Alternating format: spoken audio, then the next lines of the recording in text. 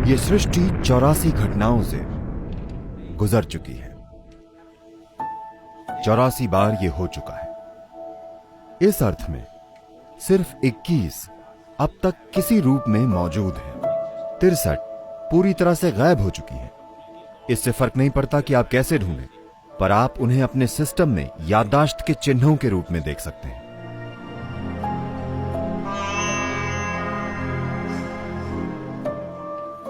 84 एक महत्वपूर्ण संख्या है आज हमारे जीवन में, चाहे हम इसके बारे में जागरूक हों या ना हो। 84 क्यों महत्वपूर्ण है? इसलिए क्योंकि यह सृष्टि गुजर चुकी है 84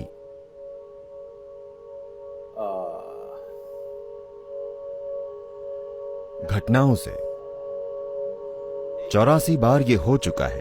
यह 84वीं घटना है। आज आधुनिक विज्ञान प्रमाणित करता है कि पूरी सृष्टि बस कंपन है।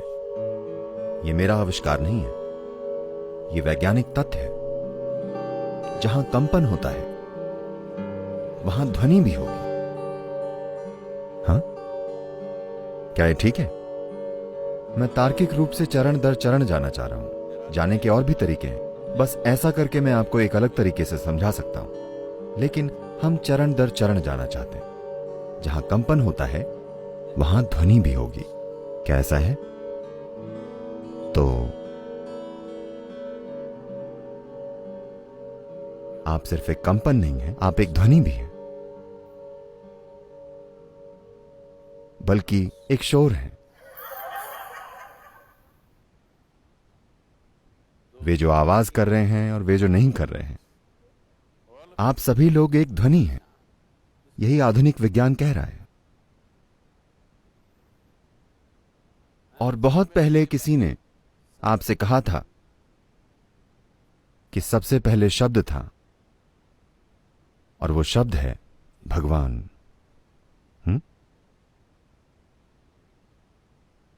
आप जानते हैं बहुत पहले ये कहा गया था। ध्वनि एक शब्द है ना? बल्कि एक शब्द ध्वनि है। फिलहाल मैं अगर हां कहूं,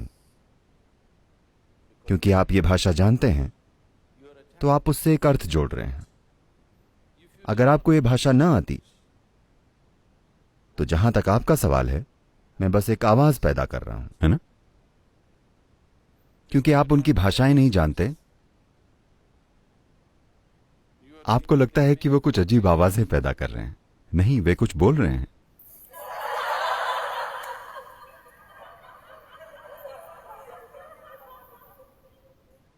अगर मैं ऐसी भाषा में बोलूं जो आप नहीं जानते, तो आप स्वाभाविक रूप से सोचेंगे कि मैं कुछ अजीब आवाजें पैदा कर रहा हूं, है कि नहीं? अगर मैं अभी इस समय तमिल में या कन्नड़ा या तेलुगु या कोई और भाषा में बोलूं जो आप नहीं जानते, आपको लगेगा मैं कुछ, आपको पता नहीं चलेगा कि मैं वाकई किसी भाषा में बोल रहा हूं या कुछ बकवास आवाजें पैदा कर रहा हूं, है कि नहीं?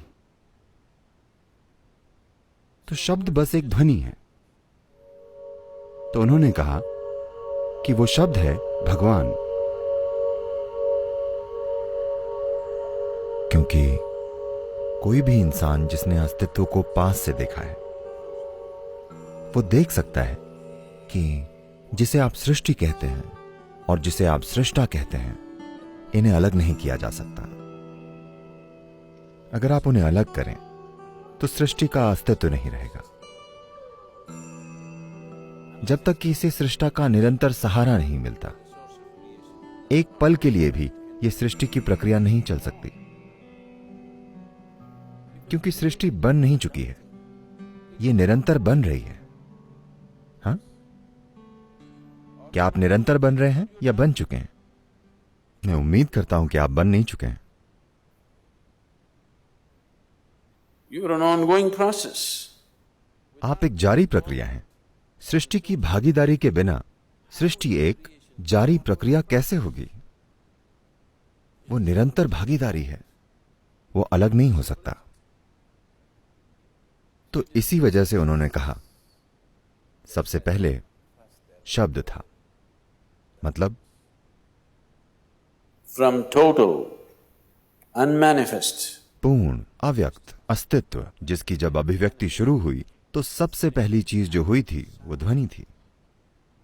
वैज्ञानिक भी सहमत हैं कि बिग बैंग हुआ था। बैंग मतलब ध्वनि है ना।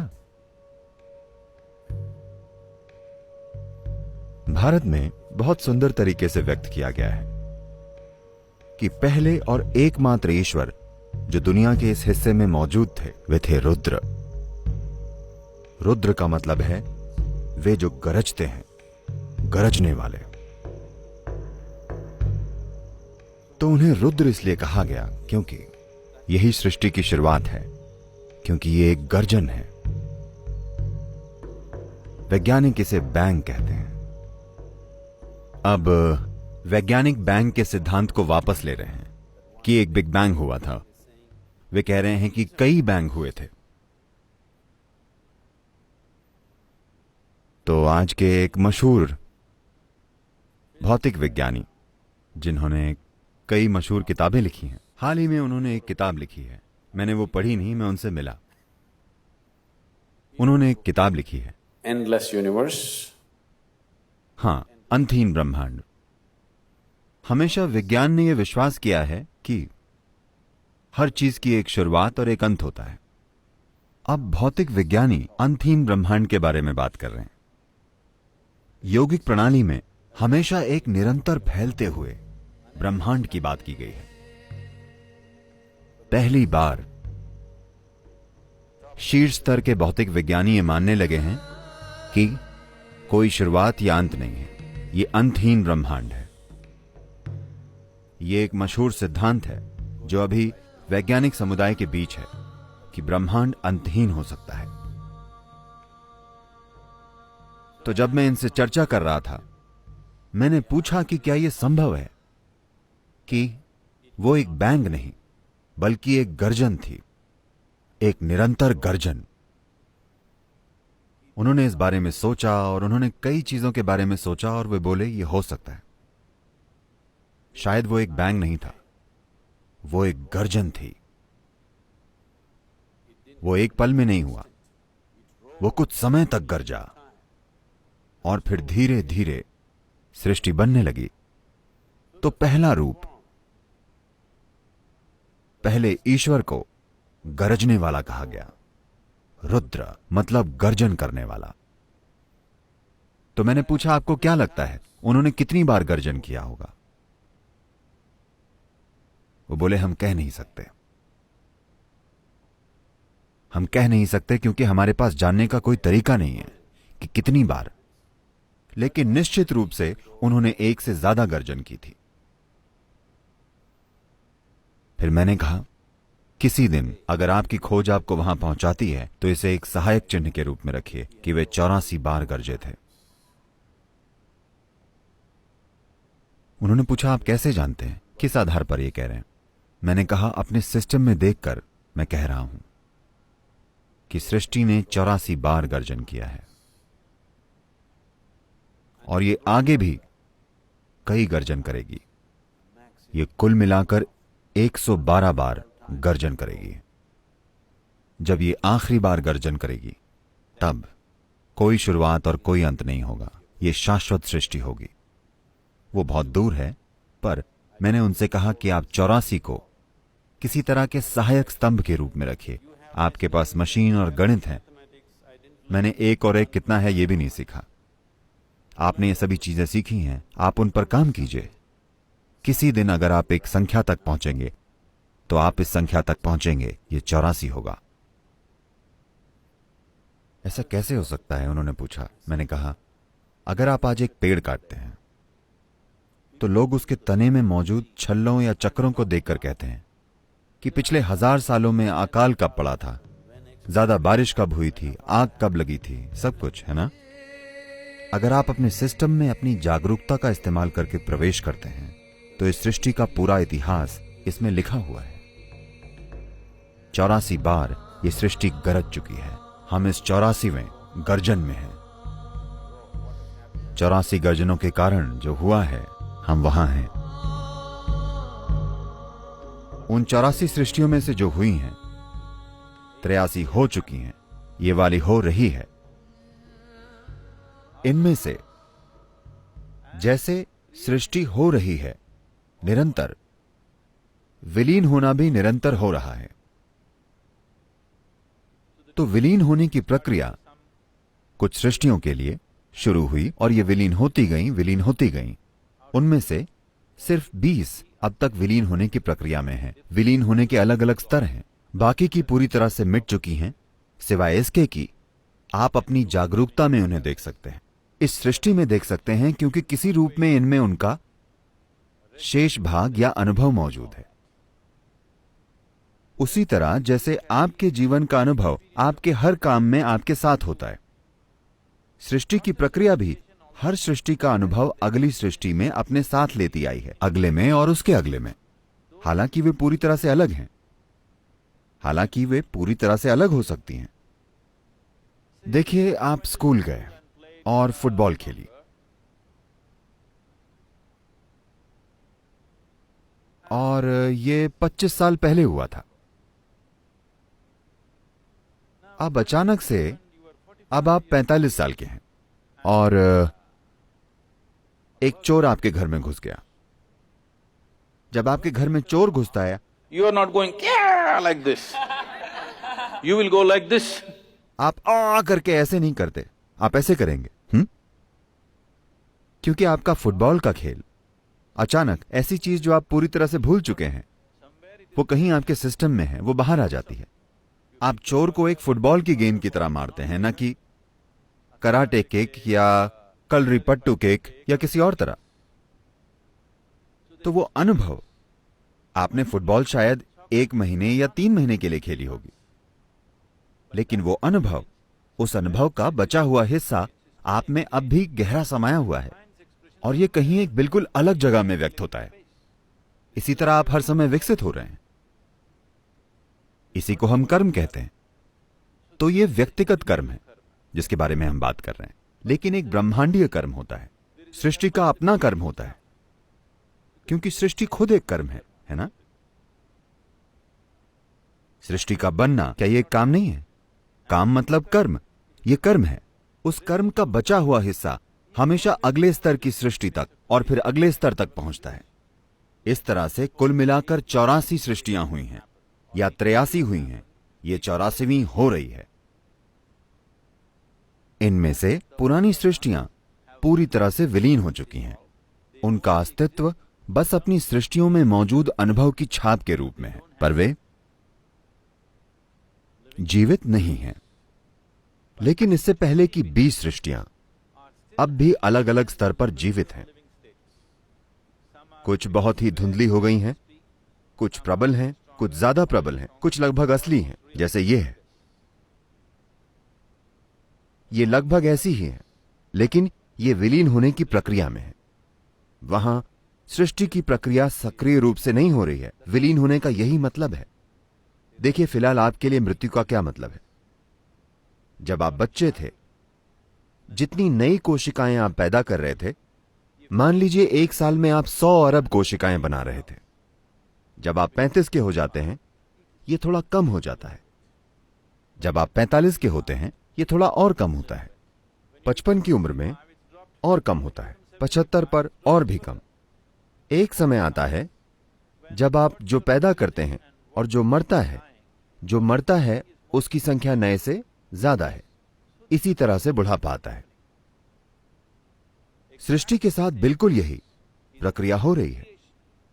विलीन होना हर समय होता है, यहां भी विलीन होना हर समय होता है, लेकिन नई सृष्टि हो रही है तो यह पूरी ऊर्जा से चल रही है। यह नई सृष्टि धीमे पड़कर रुक गई, तो कुछ समय अंतराल के बाद यह बस कम होने लगी, सिर्फ विलीन होने लगी, और कुछ समय बाद सिर्फ याददाश्त की छाप है, जीवित छाप बिल्कुल नहीं है।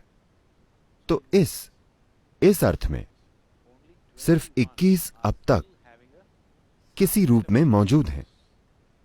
बाकी की बची हुई 63, जी हां 63 पूरी तरह से गायब हो चुकी हैं। ये आपको नहीं मिलेंगी, इससे फर्क नहीं पड़ता कि आप कैसे देखते हैं। लेकिन आप उन्हें अपने सिस्टम में याददाश्त के चिन्हों के रूप में देख सकते हैं, क्योंकि वो छाप, वो अनुभव अब भी यहां है।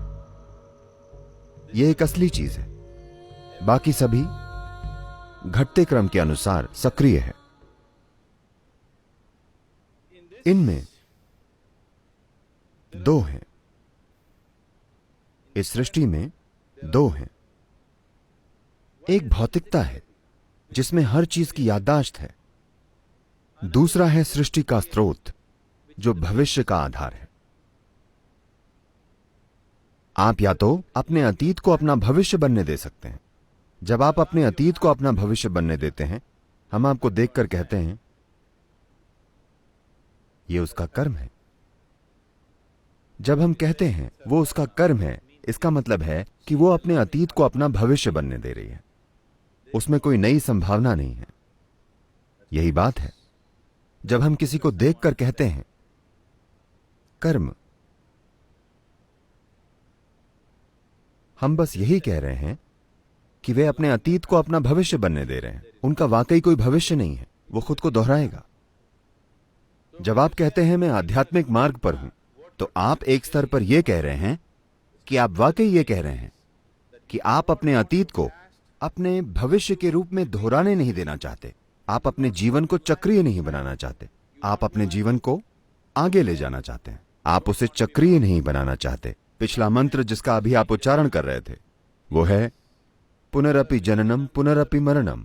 मतलब ये चक्र, मैं इसे किसी तरह तोड़ना चाहता हूं, क्योंकि जब आप किसी चक्र में आ जाते हैं, जब आप गोल घूमने लगते हैं, तो आप कहीं नहीं पहुंचने वाले। जब आप कहते हैं कि कोई गोल घूम रहा है, तो इसका क्या मतलब होता है? इसका मतलब बस यह होता है कि वो कहीं नहीं पहुंचेगा। तो जब हम कहते हैं ये उसका कर्म है, तो हमारा मतलब यही होता है कि वो कहीं नहीं पहुंचेगा, क्योंकि घूमते हुए उसे ऐसा लगता है कि ये नई यात्रा है, ये नई यात्रा है, क्योंकि उसकी याददाश्त बहुत छोटी है। हर किसी को भूलने की बीमारी है। मां के गर्भ से पहले क्या था या मां के गर्भ में क्या था उन्हें याद नहीं। वे भूल जाने की स्थिति में है। इसलिए गोल घूमना नया लगता है, हर बार घूमकर नया लगता है। ये गोल घूमते जानवरों की तरह है। सर्कस में जानवरों को घुमाते हैं, ये बस वैसा ही है। भारत में विशेष रूप से योगिक संस्कृति में यह उदाहरण शायद कहीं योग सूत्र में ही है। ये वाला उदाहरण, उनकी तुलना तेल की चक्की के बैल से की जाती है।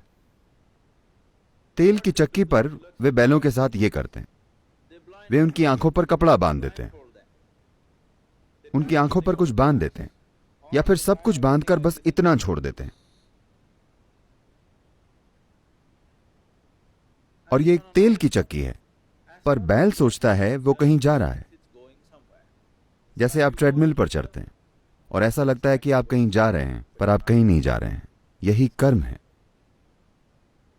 तो ये आयाम जिसे आप अभी देख रहे हैं वो दो स्तरों पर है। एक हो चुका है, दूसरा हो रहा है। तो उनमें से 83 हो चुके हैं। अगर आप संख्याओं में बात करना चाहते हैं तो 83वां हो चुका है, पर अब भी हो रहा है। बचे हुए हिस्से के रूप में यह अब भी हो रहा है। आपका जन्म हो चुका है। क्या ये हो चुका है? जन्म हो गया है, पर अब भी हो रहा है ना?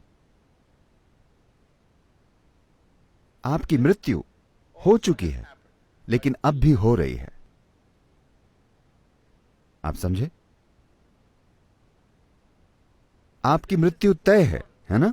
यह पहले ही हो चुकी है। जिस पल आप पैदा हुए थे आपकी मृत्यु हो गई थी। मृत्यु की ओर आपका पहला कदम हो गया था, पर अब भी हो रहा है। आप इसके पूरे होने का इंतजार कर रहे हैं, या आप इसे टालना चाहते हैं, लेकिन यह हो रहा है ना? और यह पहले ही हो चुका है। तो आप में एक और आयाम है जिसका जन्म नहीं हुआ है, न ही मृत्यु होगी। अगर आप उस आयाम को छुएं, सिर्फ तभी आप में भविष्य जैसी कोई चीज होगी। वरना आपके पास बस कर्म है। कर्म मतलब आप अपने अतीत को भविष्य के रूप में दोहरा रहे हैं। आप शायद रंग बदल रहे हो, आप शायद तरीके बदल रहे हो कि आप उसे कैसे करते हैं, पर फिर भी वही चीज है, कुछ भी अलग नहीं है। वही चीज जो गुफा में रहने वाला आदमी करता था, आप भी वही कर रहे हैं। तरीके और क्षमता शायद बदल गई हो, लेकिन चीज वही है। क्या ऐसा नहीं है? ये एक लंगर है, ये एक लंगर है। आपने लंगर फेंक दिया है और आप अपनी नाव को चलाने की कोशिश कर रहे हैं। ज्यादा से ज्यादा वो गोल घूम सकती है ना? तो हम लंगर खींचने की या लंगर की रस्सी काटने की कोशिश कर रहे हैं, ताकि अगली बार नाव चलाने पर वो दूर चली जाए। तो पूरी आध्यात्मिक साधना इसी पर आधारित है कि आप मुक्त होना चाहते हैं। मुक्त का मतलब यह नहीं है कि आपको भूलना होगा, लेकिन आपको उस याददाश्त से मुक्त होना होगा जो आपको चलाती है। और यह याददाश्त सिर्फ आपके मन में नहीं, आपके शरीर की हर कोशिका में याददाश्त है। वंश विज्ञान और अन्य चीजों से यह हमारे लिए बिल्कुल स्पष्ट है कि आप में अपने पूर्वजों की याददाश्त है और आप आज भी उनकी तरह बर्ताव कर रहे हैं। आपकी नाक आज भी उनके जैसी है। आप देखिए, अगर आपने हाल ही में नाक की सर्जरी ना करवा ली हो, हाँ, There are many symbols. कई सारे प्रतीक हैं या शरीर में कई पहलू हैं जो स्पष्ट रूप से ये कहते हैं कि इन 84 सृष्टियों की याददाश्त अब भी आपके शरीर में मौजूद है। ये सृष्टि के हर परमाणु में है। तो आप उसे साफ करना चाहते हैं, आप उस याददाश्त को साफ करना चाहते हैं, क्योंकि ये याददाश्त आपको बांधती है। ये याददाश्त आपको जुड़े होने की भावना देती है, पर साथ ही साथ आपको बांधती है, आपको जाने नहीं देती। तो जब आप साधना करते हैं तो आप सब कुछ काटने की कोशिश करते हैं, क्योंकि काटे बिना, अपना लंगर काटे बिना आप आगे नहीं जा सकेंगे। तो ये याददाश्त मुझे क्यों रोके रखती है? इसी याददाश्त ने आपके शरीर को और आप जो अभी हैं उसे एक रूप और समग्रता दी है। इसके बिना, इस याददाश्त के बिना यह शरीर नहीं बनाया जा सकता। एक कोशिका के जीव की याददाश्त आप में हुए बिना, उस सारी जानकारी के विकास की प्रक्रिया से गुजरकर आपका रूप लिए बिना, उस याददाश्त के बिना यह शरीर एक रूप लेकर टिक नहीं सकता। तो याददाश्त आपकी दुश्मन नहीं है। बात यह है कि आपको उसे संभालना नहीं आता, आप उसमें समा गए, यही समस्या है। आप उसमें समा गए हैं, अब आप उससे बाहर आना चाहते हैं। आप याददाश्त का इस्तेमाल करना चाहते हैं, लेकिन आप ये नहीं चाहते कि वो आपका इस्तेमाल करे। यही आध्यात्मिक साधना है कि आप एक भविष्य चाहते हैं जो आपके अतीत से अलग हो।